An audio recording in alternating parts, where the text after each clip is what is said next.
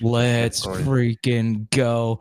Andy Staples is in the building on three's own. Even though, like I said last year, I have major beef with your co-host. Even with Ari? Yes. What did Ari do?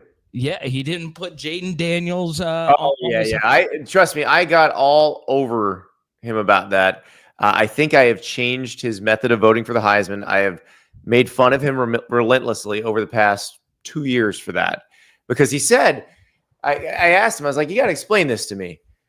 How in the world did you not have Jaden Daniels on your ballot? Because I've already moved to On3 at this point. He was still at the Athletic. Yeah. So we weren't conversing on things like this. And he's like, well, he wasn't part of the story of the season. I'm like, what the hell does that mean? What does it mean? He says most outstanding player. It's not complicated. It's not sappiest story or best tearjerker. Like, just most out, like, who's the best player? It's pretty simple. Yeah, and here's a problem. I'm okay with you not voting for Jaden Daniels, right? I do think I'm not. Yeah, I had him number one. No. Let me put it this way: if you wanted to do the QB wins thing, I get it, but to leave him off the ballot entirely is insane, right? I thought every ballot that year needed to have Jaden Daniels on it when his stats were better, and also. His stats were so absurd in part because he was making up for them having the worst defense maybe on earth. Right. So that's the thing. I have a top defensive coordinators column coming out tomorrow at On3. Number one's the easiest one in the world. It's Phil Parker, because Phil Parker has carried Iowa through a half decade of offensive ineptitude. His defense is good no matter what. And that was Jaden Daniels in 23. That defense was so bad, but that team was still scary because of what he did. This was interesting, and I, as much as I hated on your co-host, I actually agreed with this list. Yep. And you notice one name that's under a lot of pressure that's not on this hot seat list is Brian Kelly. Too expensive. So you truly think BK, let's just say LSU goes 7-5 this year, and it's a rough 7-5. You feel he's safe because of that. Is there a way to fire him for cause like that? It's LSU, man. It's Louisiana politics. So if they went 7-5, I'm staking out the governor's mansion. I want to know what's going to happen. Yeah, because the money's huge. It's too big. I'll give you the names, like Luke Fickell, Lincoln Riley, Mark Stoops. Those are probably the biggest ones where the money is just too enormous. But BK is in the same boat, and it's interesting because I hardly bring it up with LSU fans because most LSU fans want to believe they're going to win the national title this year. Right. And they are going to be good, I think, because I think they went in the transfer portal this year in a way that they haven't before. And they went and got a bunch of good players. They definitely improved the personnel on defense. And, we'll see how the offensive line does. But it wasn't a case where they had to plug in a bunch of portal guys on the line. They home grew some of those dudes. So I think they're going to be good. So that's one of the reasons why I've sort of shied away from that talk in general. But I understand where you're coming from, where every LSU person is coming from, because look, won 3 national titles this century under 3 different coaches. The job at LSU is to win the national title. I always talk about all these jobs in the SEC where the one sentence description is your job is to win the national title. But LSU, it literally is, because everybody else before you did it. And so, yeah, if you can't even make a 12-team playoff in year 4, they're going to get antsy. It's going to get nasty. I don't know what's going to happen in the Clemson game. And to be honest with you, if LSU loses that Clemson game and it's not a blowout, I don't care. LSU can still make the playoff. I think Clemson's going to be really good. But what if they lose to Clemson and then lose to Florida? You see, yeah. It's just, and the thing is, Florida's in the same boat. If they lose to LSU and then turn around the next week and lose at Miami, it's going to be the sky is falling. And it's interesting for you because you cover Florida nationally now, but I live here, so this is I hear it, from all sides here. Right, and it's ironic that you join us. We appreciate having you back. Yesterday we had a Florida Gator who's now with LSU on the show, Jack Pyburn. He was comparing, coming over from the and they didn't want to lose him. No, they were in a situation where you can't have the kind of edge depth they had and not expect to lose people. They had to make their choices, and there's only so much money. Yes, and I didn't ask him directly. I did not ask him directly about that, but it honestly, a lot of it did come down to wanting an every down role. And Florida's defensive line is absolutely stacked, and that's what concerns me about LSU in these first couple of weeks is that you have Clemson that's arguably the best defensive line on your schedule, and the best defensive line on your schedule might be Florida with Inks and those guys. Yeah, and that's the thing. I think they had a hard time deciding what to do, and I know it was pretty emotional with Jack. Yes, him leaving, but they really were in a position where I think they had 6 guys that you would be very comfortable in your edge rotation in the SEC, which is just not sustainable from a financial standpoint in this day and age. Like those guys are going to go somewhere. And so you saw Jack leave. You saw Justice Boone go to Arkansas. And then they decided to roll with Tyreek Sapp and George Gums and Cam James and LJ McCray. And it's just like, but the thing is, I think some of those cases were pretty close.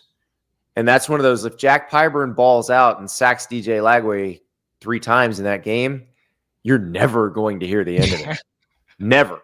Because this is a dude from Jacksonville who was all about being a Gator. But yeah, you're right. He wanted an every down role, and he will get that. And yeah, I remember you see that a lot. The best example of that is Jermaine Johnson when he left Georgia. Remember, he left the most stacked defensive line in the history of the world to go to Florida State. And I remember being at spring practice for Florida State that year and going, oh my God, that's the best player on the field by far. But the reason was he was going to be a rotation guy at Georgia just because Georgia had so many first rounders on that defense. Yeah. And he ends up being ACC Defensive Player of the Year and a first round draft pick. So like that's the hope if you're LSU is that that's what happens for some of these guys they got out of the portal.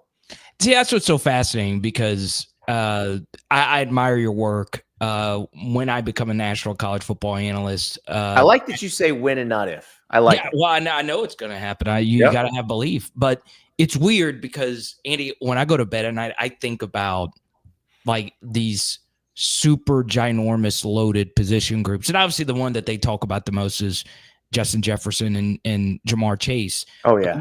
I think about Jermaine Johnson. I think about Jamison Williams all the time. Yes, when Jamison Williams was the 4th receiver at Ohio State. And then another one that was huge because I cover Arkansas so much is the edge player, the linebacker who got drafted by the Broncos. Why am I blanking on him? He was in a room with Will Anderson and Dallas Turner. Yeah, he goes to Arkansas and he's first team All SEC, and he was the best player on Arkansas's team. Sometimes these rooms just get like just and I think that's the transfer portal allows this to happen now. Yes, before when you had to sit out a year, you might just wait your turn, and that's how you get like Quinnen Williams waiting 2 years, then having one really good year at Alabama and being a first round draft pick. Like I think that's the hardest thing now for your Alabamas and your Georgias and your Ohio States is they just can't stockpile like that anymore. Like that Ohio State defense last year, I think it's going to be the last one we see where there's that many old guys that hung around and then came back. Like, because a lot of those guys, Jack Sawyer, JT Tuimoloau, that type, Latham Ransom, those kind of players, like they wouldn't have been super high draft picks had they come out the year before. But they would have been draft picks. They would have made rosters. So the NIL era allows those people to come back. And because they were already there, you get this super defense of old dudes and you plug Caleb Downs into it. You're not going to see that. Like, nobody's going to have that anymore. Like, Georgia had the biggest embarrassment of riches on defense, and now they're like, okay, there are first rounders on this defense, but we're not stacking them anymore, and there's no first round backups. I'll be honest. We'll get back to LSU in a second, but since you are a national guy, trust me, we'll get into all the first day LSU camp things when Andy gets off here in a second. I do want to talk about Georgia because I have been talking about him the last couple of weeks on the SEC channel. Keep doing Georgia videos. They keep showing me love. So, man, I've watched your offense really close, and I don't. Let me just, before I say what I'm about to say, how do you feel about this Georgia roster? Oh, you want me to go out on a limb? Yeah, I want you. I got to let you go first because I've been watching them pretty closely, and I'm starting to see a 9-3 season, which just seems weird. It is a concern. It is a concern because I think the lack of super scary interior defensive linemen, and that was the case last year too. I think it changes things for that defense. Now, here's where I think they cannot be a 9-3 team. Here's where I think they improve. They went in the portal and got Noah Thomas from Texas A&M. They got Zach Branch from USC, which Zach was not that dynamic of a receiver at USC. We're going to find out if that's USC's fault or if that's Zach's fault. He's definitely a dynamic return man. But Noah Thomas is a very productive receiver at Texas A&M in a situation where, Marcel Reed was not the greatest thrower of the football down the stretch for them. So he's productive. Colby Young, we'll see if you get a better season out of him. But I think they should be more dynamic in the passing game than they were. They probably won't have the level of injuries they had in the offensive line last year. They had to do a lot of shuffling on the offensive line last year, and I think that hurt them too. Really struggled to establish the run. Like, I was on the field when they played Ole Miss, and it was wild seeing a D-line just dominate Georgia's offensive line because that doesn't happen very often. It hasn't happened in the Kirby Smart era very much at all. So I think they're going to be better offensively. I think that'll help. Are they ever going to be as stocked as they were on defense as they were in 21 and 22? No. But they're still going to have really good players. They're still going to have future first rounders. So, like, I can see the 9-3 scenario, but I can also easily see them winning the SEC. Yeah, I know to not bet against Kirby Smart, but this might be the year. It's weird because when you look at their yard per play numbers, them in Alabama since 2017, this stat still blows my mind. We can get into, they got all the 5-star talent in the world. Man, they were top 5 in the SEC offensive and defensive yard per play since 2017. Every season, which is just unreal. You don't just do that. With just having the best players. And last year was the first year that both of them weren't in the top 5 in both. Bama was 6th, I think, defensively, but Georgia was 10th offensively. And I know everyone talks about like drop passes and all of that, but the Miami fans do. Yeah. The Miami fans talk all about Georgia's drop passes last year. I get those comments in the chat on my show all the time.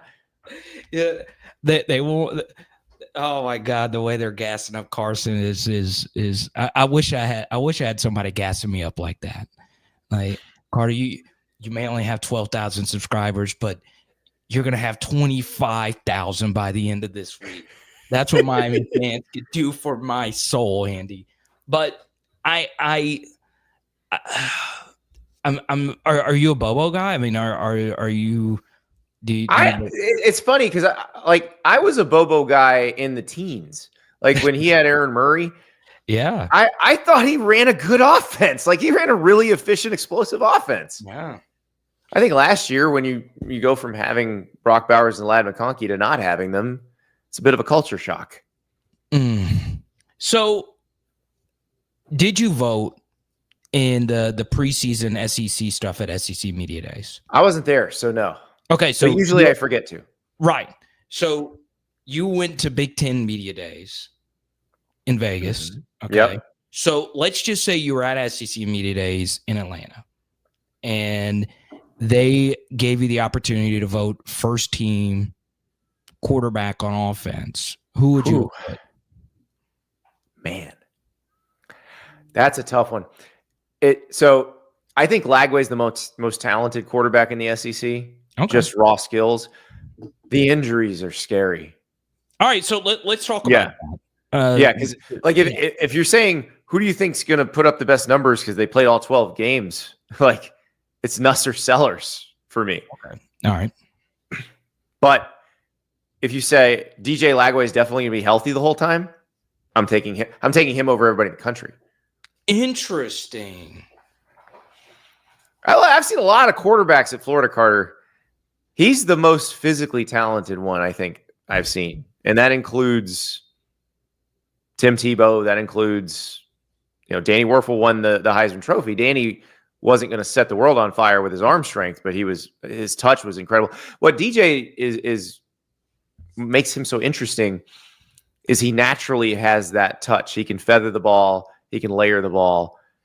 And I don't think they've had somebody with that level of arm strength who could also throw it with touch. Like you had Rex Grossman. Yeah. You had Danny Werfel, who could put it exactly where it needed to be every time. You had Tim Tebow, who had a strong arm, but obviously an elongated throwing motion, but it didn't matter because they're so scared of what they're going to do on the ground that you've got dudes running wide open. And then, you go back to like Shane Matthews had a really good arm, but DJ seems to have all of it together, except there's always some sort of nagging injury. And if that's the case, then I don't know how that goes.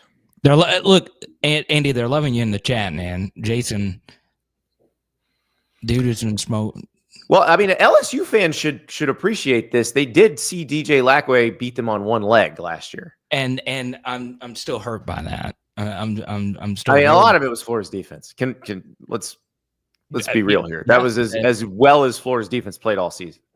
Yeah, they were really, really, really good in that game. Here's what's interesting, though, is as far as Lagway, I thought the ESPN QBR would be a little bit better, 57. I also his completion percentage is not great. It's got to go up. Yeah, like he's got to drop. He's got to cut interceptions. He's got to get his completion percentage up. Those things need to get better. But the thing is, like, if you can beat LSU and Ole Miss at the end of last season, throwing like that, like he only completed 50% of his passing against LSU. Yeah. Let's say you get that up to 60, 65. I will say, to your point, because I've been a Lagway skeptic. Some of it is I just think year 3 is going to be his year. Quarterback's been an old man's game. Here's the thing, like it depends. If his body doesn't hold up, there may never be his year. Yeah, that's the part. Like the Florida fans are freaking out right now. They're absolutely freaking out because it's not this just one calf thing right now. It's yet another thing, right? Because none of these things in a vacuum are anything that would worry you. One thing I will say, though, is the Ole Miss first half that DJ Lagway had was, to me, as good I've ever seen a freshman quarterback play. If you just look at the first half versus Ole Miss, it was that good. It was that special. I was like, and remember how good that defense is. Yes, and that was the thing. It wasn't just that things were schemed open. It was that ridiculous sidearm throw. I know the one. There's actually a pick he throws in that game where he throws it sidearm through Kamir Dike's hands because I think Dike was so surprised that the ball hit him in the hands after seeing it thrown that way because it looks like he's in trouble. He throws it sidearm. The broadcast had a great shot of it. You just watch it from the receiver's point of view, and the ball just comes, and you're like, oh, that's not supposed to get there like that. But also, Kamir Dike and Elijah Badger were pretty good receivers, but Malik Neighbors and Brian Thomas Jr., they were not. Like, yeah, that's the other thing. It feels like Florida has upgraded on at that position.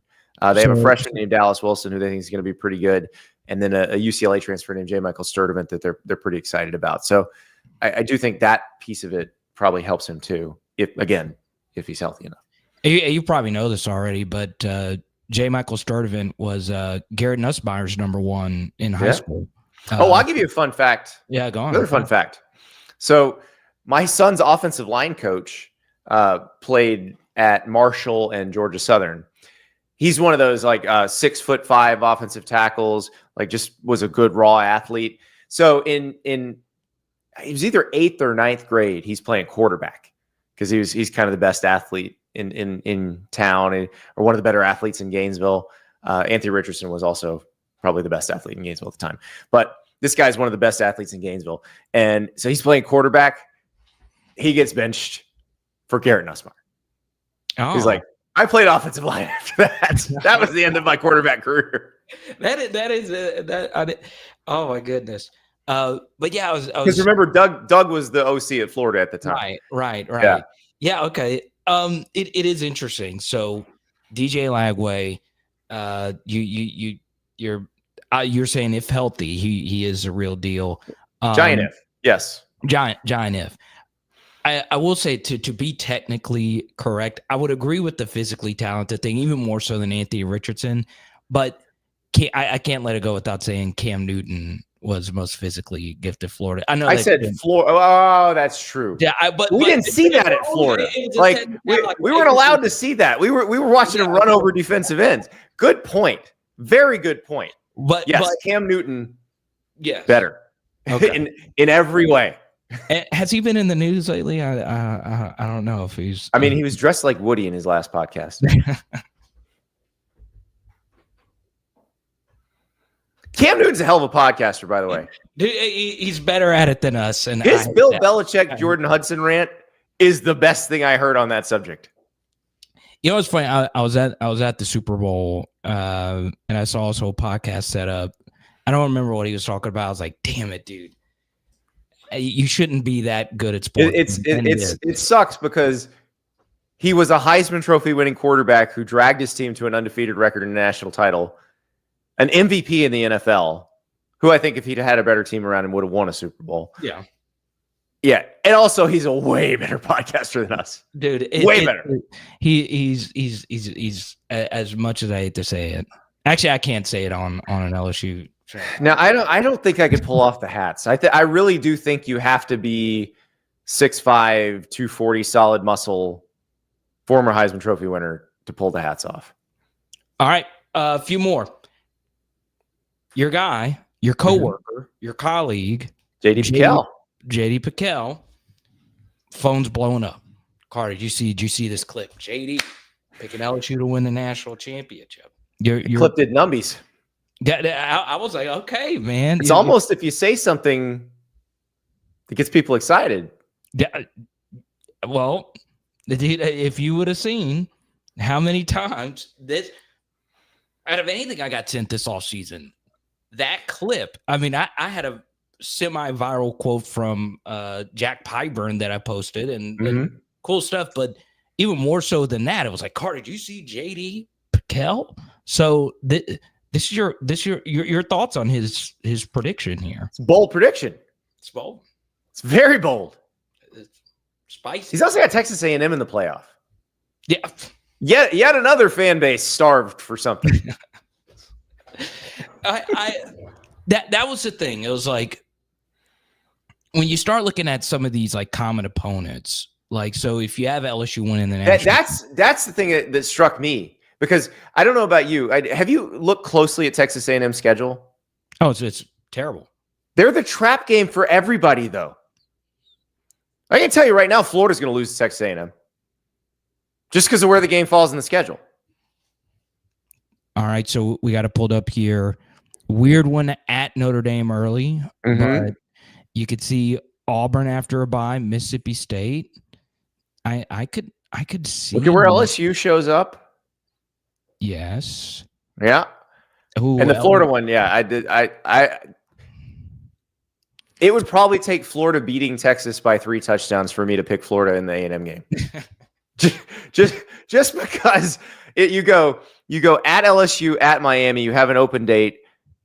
If you have won one of those two games, then that Texas game becomes the biggest home game you've had in years, and you have the open date before it. So it's just be this massive swell of emotion and everything else. And you're going to play Texas, which is a very good team that's going to beat the crap out of you physically, no matter what the result of the game is. And then you get to go to College Station. That ain't pretty. that's scary. Because A&M's got dudes now. Yeah. And I mean, LSU saying, like, they learned that the hard way last year. And a lot of it, was the switch to Marcel Reed, them not being great at dealing with running quarterbacks. But I hope they got that fixed. I do think, because I was actually looking at Blake Baker's numbers and how much he improved that defense year over year without a ton of improvement in personnel. And it was pretty amazing. And now they did give him better personnel. And maybe Harold Perkins will be used the way he should be used and is healthy. And because, obviously they lost him so early last year, you wouldn't even know. But I think that could be the difference for LSU. Like that's what changes everything. Is does LSU go from being, so they went from being an awful defense to an adequate defense. Can they go be a pretty good defense now? Because if they can, we know the offense can be fine. That's how you make the playoff if you're LSU. Now, I think the schedule is pretty hard. National championship is a tough one for me. But if you can make the playoff out of the SEC, I mean, you can beat the teams that are going to make the playoff. All right, rapid fire. 8 or 9 debate is what? The 8 or 9 debate? Yes, conference game.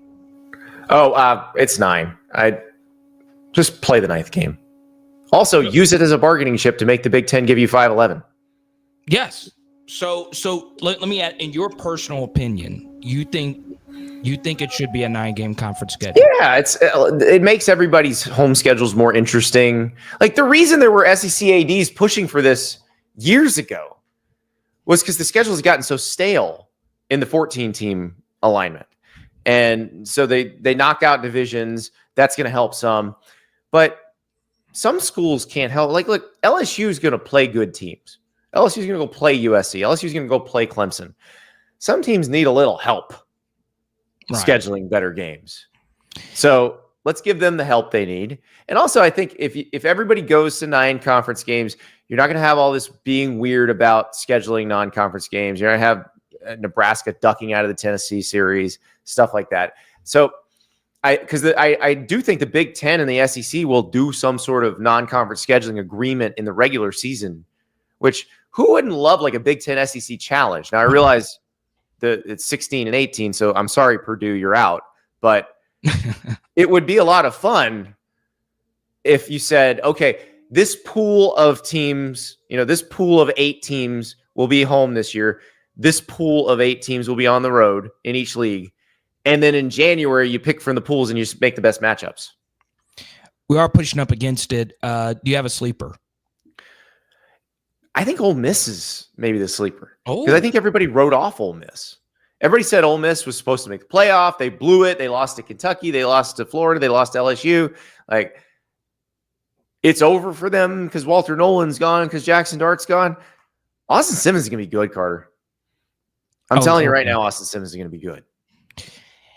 I trust Lane Kiffin's eval. So I was in Oxford a few weeks ago, met up with a few Ole Miss buddies, and what they basically told me, Andy, was just look at what Lane Kiffin didn't do, right? Yeah, he went and got a few like backup portal guys, but if he didn't believe in Austin Simmons, he would have went and got somebody. Oh, and that there was no question. And I think, look, I'm probably putting too much on the one drive in the Georgia game in the first quarter when Jackson Dart got knocked out. But Austin Simmons looked like he'd been starting for 3 years when he hopped in.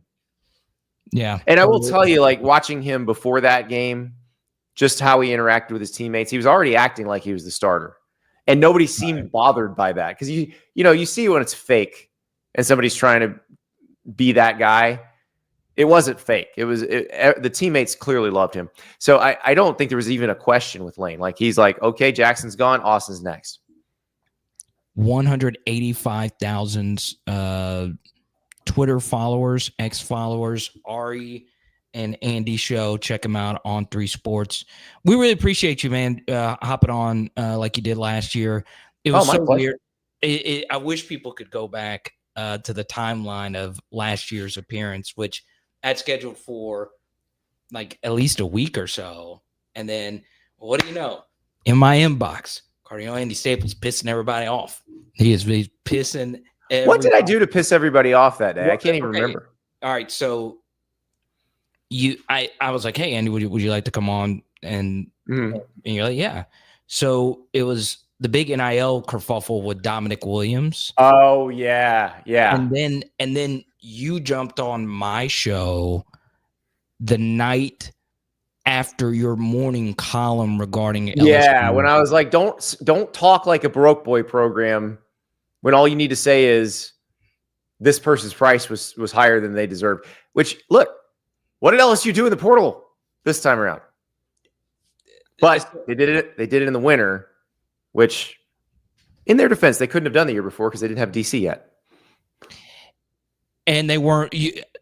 So this was a hard thing about it. Okay, was I had people at LSU saying, "Well, you just went and booked him the day of for a click." No, we didn't. Like a week and a half out.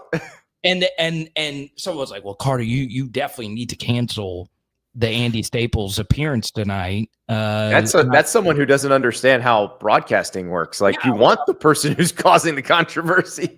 I was, and then this was the weirdest part about it was, even though we had some strong disagreements in that appearance, I overall agreed with you. That was a weird thing about it because I knew you were right about most of well, and look, Brian Kelly, like I think Ross Dellinger went and did the story earlier this year.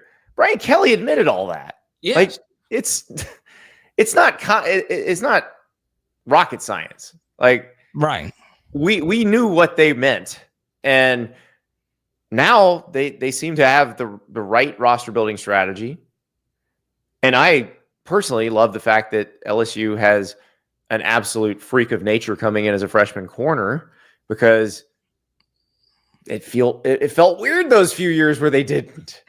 It was strange, and they owe Patrick. See, I used to cover the Pickett family because I one of my first jobs was covering high schools for the Tampa Tribune in Pasco County, and so Zephyr Hills is in Pasco County. So the Picketts are football royalty in Pasco County. Oh, okay. Now, they're mostly linemen, so seeing DJ is like, holy crap. Interesting. What if a family of linemen made a quarterback?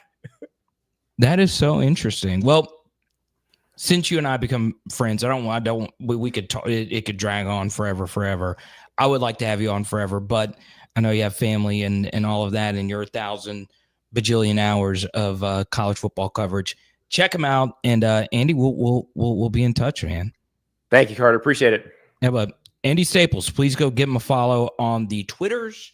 And now we're going to get into current stuff. I know a lot of you want to talk about camp and all of it.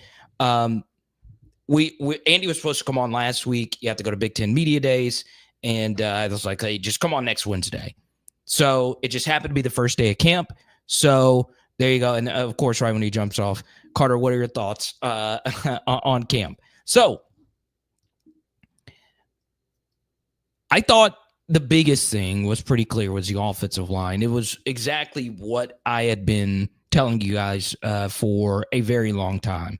Some of this was just intel sent to me, but a lot of this was just common sense that if you go into the transfer portal and you get 2 guys that have a bajillion years of starts, you have to play those guys, right? Some of it is, they're probably better than what you were putting out there in spring. Some of it also, though, is now that we are in an NIL, NFL type of model, if you go out and you spend a certain amount of your cap or your resources, if you will, you kind of have to play them, right? So this has always kind of existed in college football in college football, but this is more of an NFL thing. If you spend a first-round pick on someone who's not good, you're going to give that player a longer leash because how much you paid for them theoretically as a first-round pick. Same thing is true here, except I do think these two players are the two best options for LSU right now, Josh Thompson and, of course, Braylon Moore. So the offensive line was DJ Chester at left guard, Braylon Moore at center, Josh Thompson at right guard, and your tackles were Tyree Adams at left tackle and Weston Davis at right tackle. The big news, though, was the new signee, Solomon Thomas from Florida, is hurt. All right. But I don't think that true freshman, even though he was here for spring, was going to be a part of what LSU was going to do. So that was, to me, the biggest piece of news from today. And look, this LSU offensive line is not going to be the best offensive line at LSU ever, right? It's probably not going to be the top 5 LSU offensive line that you will ever see. But coming up right after this, I'm going to give you actually a few positives regarding the LSU offensive line that honestly might not have anything to do with them specifically. Are you missing that sweet swing?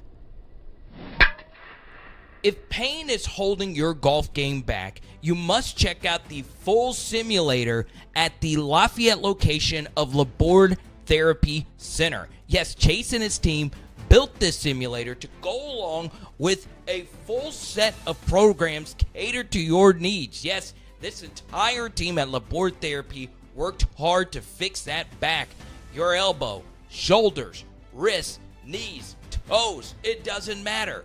At their Lafayette location, 337-981-4053. Call today. But what if you don't golf? And what if you don't live in Lafayette? No problem. They fixed anything therapy related. Book today, labordetherapy.com, with locations in Carencro, Youngsville, Morgan City, and Crowley. Labordetherapy.com. LABORDE therapy.com. Let's go. All righty. So let's go to another super chat. Big thanks to Laborde Therapy, Laborde Therapy Center. Please go give them a follow on Facebook. How do I feel about Paul Mabenga versus Cohen at right guard? So, Sam, thank you so much for your super chat.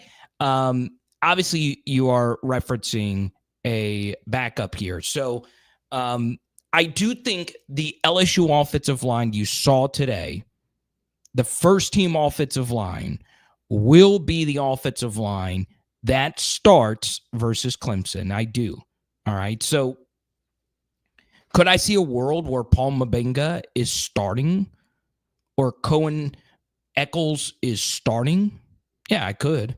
But for right now, I think the offensive line that we just discussed, and obviously, I think most of you tune into the show today for my offensive line thoughts. All right. But when you have a chance to have a national reporter on, you have to do it. Okay.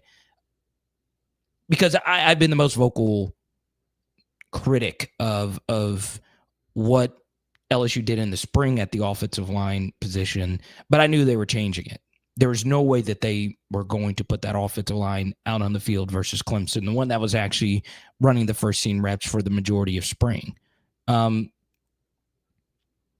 do think that this will be your starting offensive line. Once again, Tyree Adams at left tackle, left guard will be DJ Chester, center will be Braylon Moore, right guard will be Josh Thompson, and right tackle will be Weston Davis.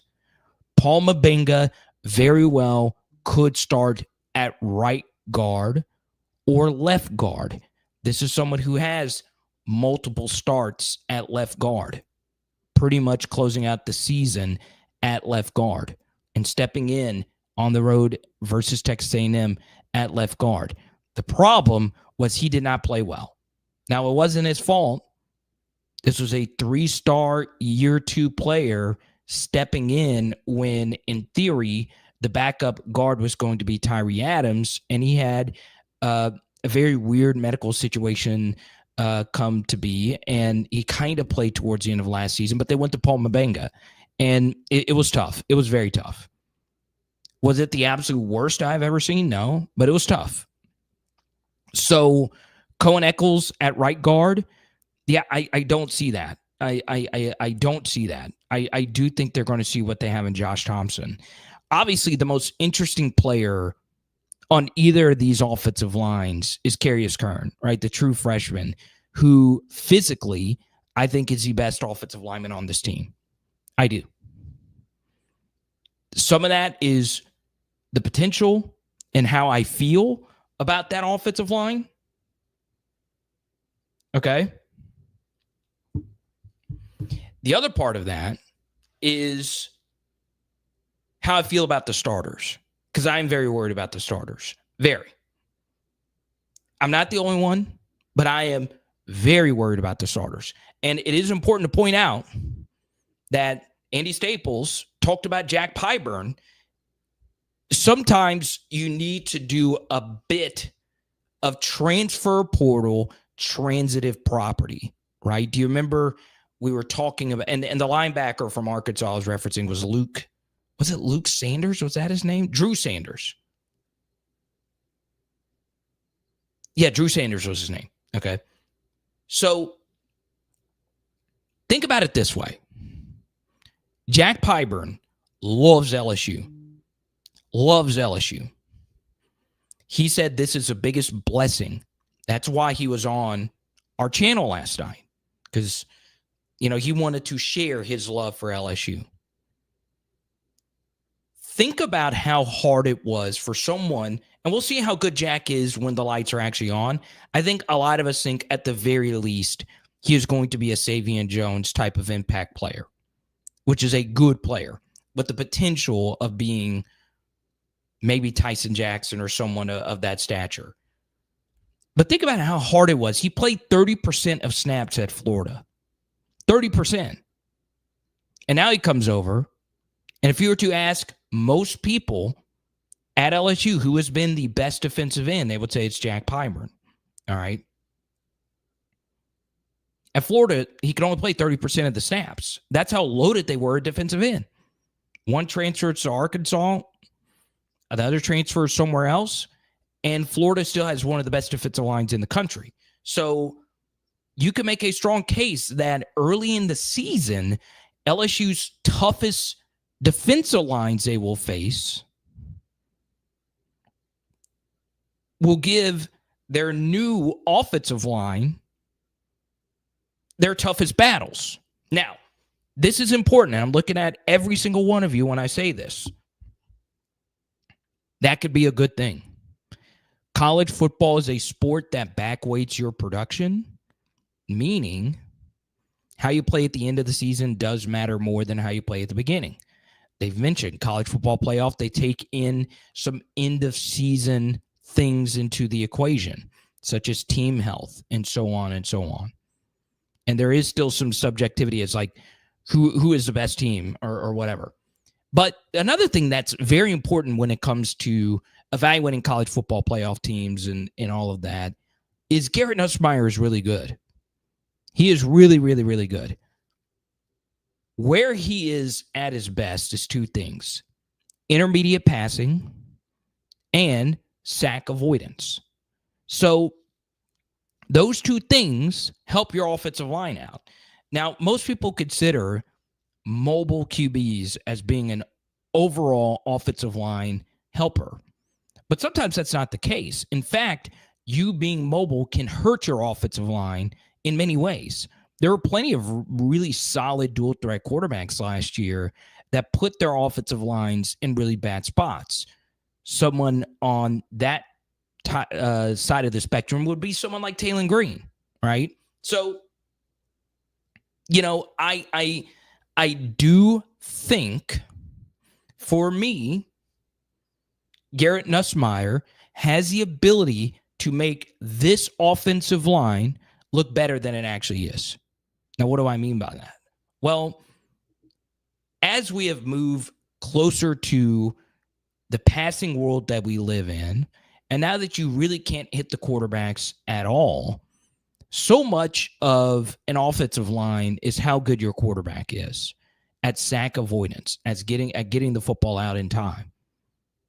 And there's plenty of different ways you can avoid sacks. Garrett avoids them by quick passing, an amazing understanding of offensive principles, and sometimes interceptions that shouldn't be thrown.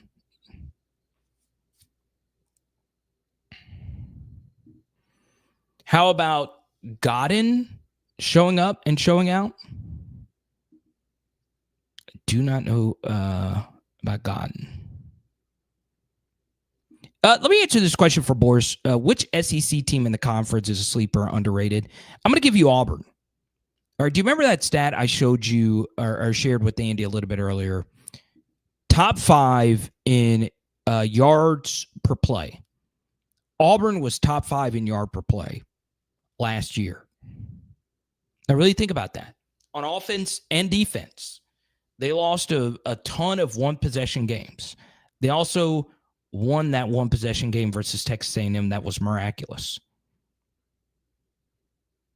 But I am talking myself into Auburn stock, even though Hugh Freeze said a quote today that everybody freaked out about, even though I've said this 1,000 times on this channel. He said in the SEC, quote, you need length and girth. And every single human being, including myself, made sex jokes. But how many times have you heard me on this channel? I like my SEC football players like I like my cold peanut butter. Thick. I want my SEC football players to have the same consistency as a Popeye's biscuit. That's what I want. So Hugh Freeze, I am with you, my brother. I am with you. Only on what you said about this. Everything else, I give you a thumbs up from a hospital gurney. Actually, it should be a thumbs down. Still, he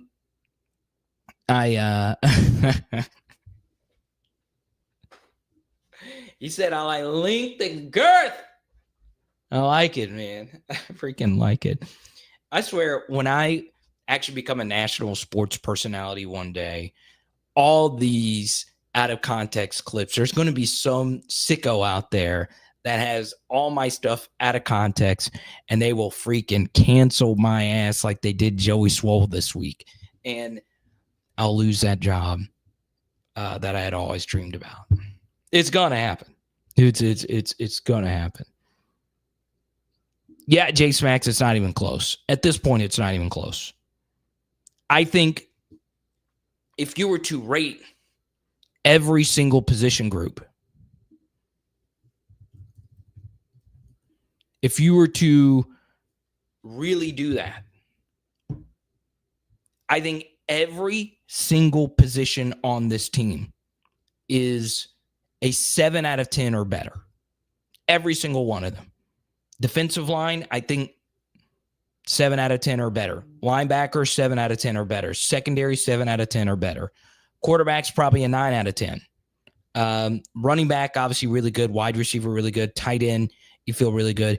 Offensive line's the only one that I think most of us would say is a 5. But I think every other position is 7. Now, what does that mean exactly? How should you feel about that? Well, you should feel very concerned.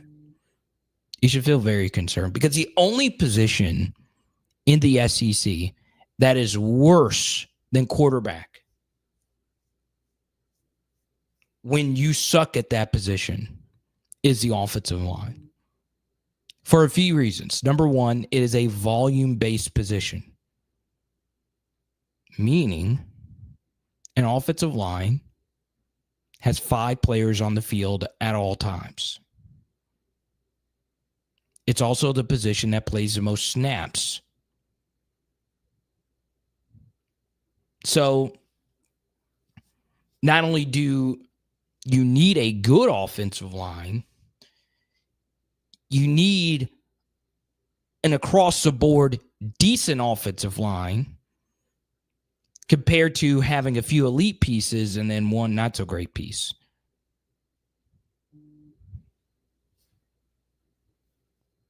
So LA Mom agrees with Jason, wants to talk Bernard Gooden, and based on how he looked at practice today. So I'm always open about this. I don't go to practice. It's not for a lack of not wanting to go. It's just, I can't. But Bernard Gooden looked good today. He looked really good today. To the point where I got not one but two phone calls. One from Mr. Blake Ruffino, another from someone that I trust, right? Obviously, as many of you can connect the dots, I'm very plugged in with this defensive line. And I've gotten an interview and know not only them, but some of their family members. So and then obviously, I'm not going to have any contacts with Gooden because he just got there. But he is one of the older pieces. We've seen him have good games versus SEC level competition. So I'm excited. I really am excited about him. Now, where does it get interesting is he's not a big guy. You know, he's a smaller defensive tackle. Now, if you want a deep cut here, you remember Josh Downs at a Bastrop. He was probably a little shorter than Gooden, but he was around that 270 mark as a DT. So he can hold up. It's just, once again, going back to the Hugh Freeze quote, going back to the Power Hour LSU quote. And I hate this because I was a smaller defensive tackle too. So I'm cheering for Gooden. I'm cheering for us small guys. It's really, really hard. Now, here's a good thing, is you do not need him to play every rep. Your defensive tackle room should be better. So another thing, and LA Mom was the one that alerted me about this earlier today. So, and I heard this as well, but normally when LA Mom sends me a message on Discord, I know it's something that stands out to her. She mentioned that Brian Kelly brought up Dominic McKinley. Now, this is very important. This is very, very, very important. Is that yesterday, Jack Pyburn was asked by me, hey, who is the guy that is standing out to you that no one is talking about right now? And honestly, before Brian Kelly gave this quote, Dominic McKinley was not being talked about. Now, he was in LSU circles, but not really like the normal 5-star level hype that you hear from other schools. Because if you're a college football sicko, you have a good idea who all the 5-stars are. There's only 30 in every class. And, most people know who the 5-stars are. They remember the names, right? I remember DeMarcus Bowman, who ironically went to Florida and then went to Clemson, and he flamed out. I have no idea where he is now. You remember a lot of the 5-star names, right? But Dominic McKinley, we've had two different instances where two different entities, Brian Kelly and Jack Pyburn, have kind of sort of gone out of their way to mention how he's developing. And it goes to show you that as much as we want to talk about technique and development and all of that when it comes to the defensive line position, you've got to have the athleticism. You've got to have the tools. And Dominic McKinley has the tools, right? Now, it is interesting because I have a policy to not to talk about recruits too much on this channel, but his younger brother has a recruiting decision coming up pretty soon, August 1st. So that's obviously, as you know, very, very, very soon. But it is interesting, Dominic McKinley getting brought up by two different entities. Okay.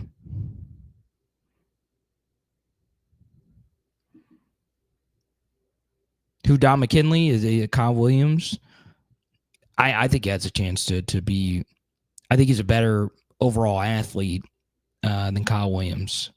Kyle Williams is just as good as it gets at defensive tackle, though, at LSU. He's definitely the best pro LSU DT we've ever seen. Definitely the best. Now, here's what we're going to do. In the next 5 to 10 minutes, we'll answer as many questions as we possibly can. If you do super chat, we'll keep this party going. Big shout out to everybody that's gone on ahead and liked the Labor Therapy Center Facebook page. All you got to do is go check them out. Labor Therapy Center, our friends in the Lafayette region, serving 5 different regions: Karen Crow, Youngsville, Morgan City.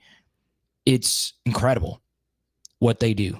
Labor Therapy, labortherapy.com.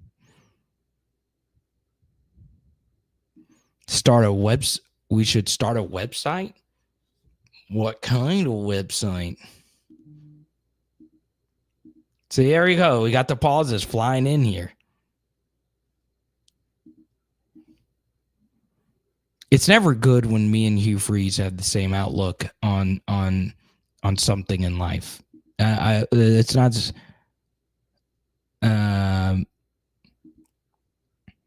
not something that you want to brag about too much, but I was full agreement.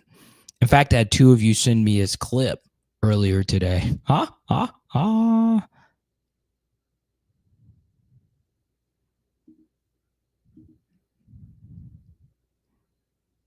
Start it, Boris. Start it. Clip it.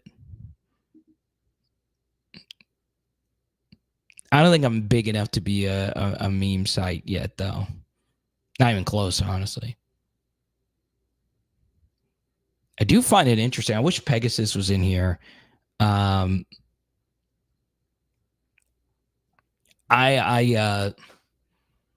be honest. That NBA report of LeBron and Jokic meeting about starting a new league? What? In the NBA, it's crazy. Let's go to Alexander. Heard Josh Thompson had a bad day. That would be interesting if carries current Hawks down a 5th-year senior. It was a tough day for Josh. It was. Very tough. Now, once again, that's impossible for me to say because I was not there. This was told to me today. Okay. And it wasn't Blake that told me this. Right. It was someone else. It is a little concerning. Obviously, we had a Big Ten transfer coming with some hype a few years ago and Mason Lunsford, and he never played a snap. I do think Josh overall will be fine, but we'll see.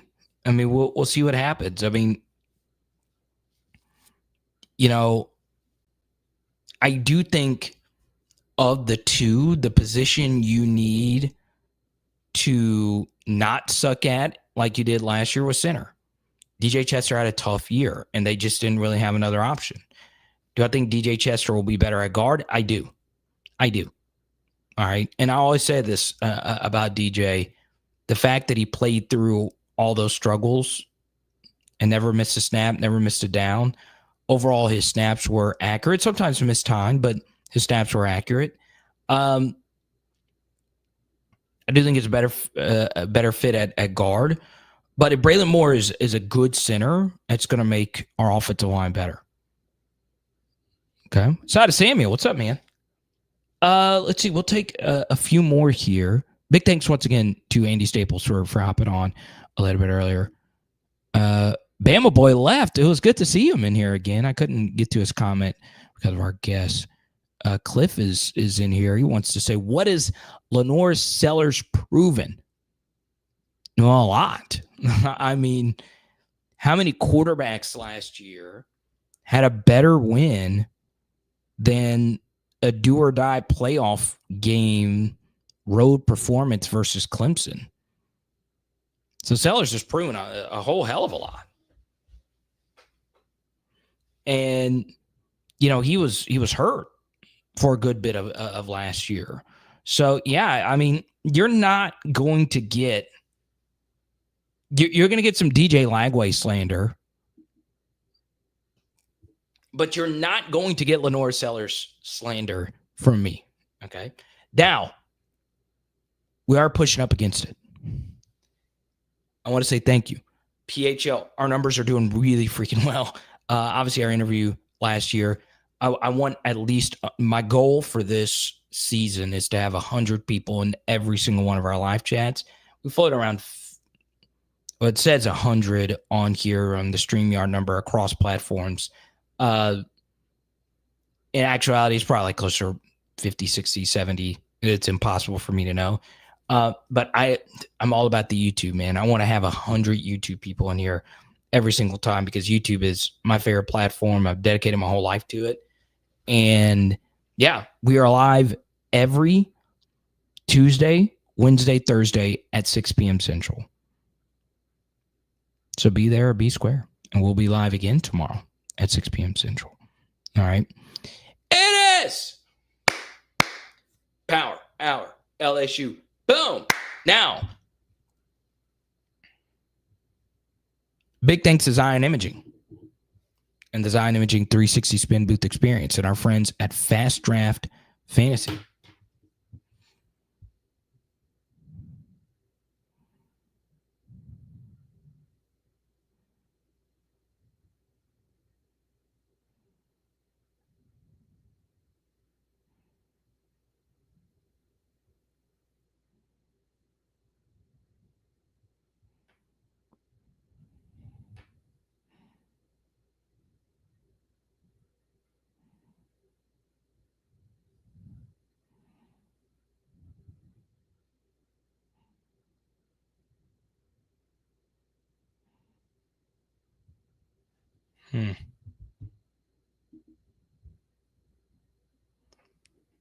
And tonight, what I'm trying to figure out, so I was texting Haley, what are we having tonight? I think we're doing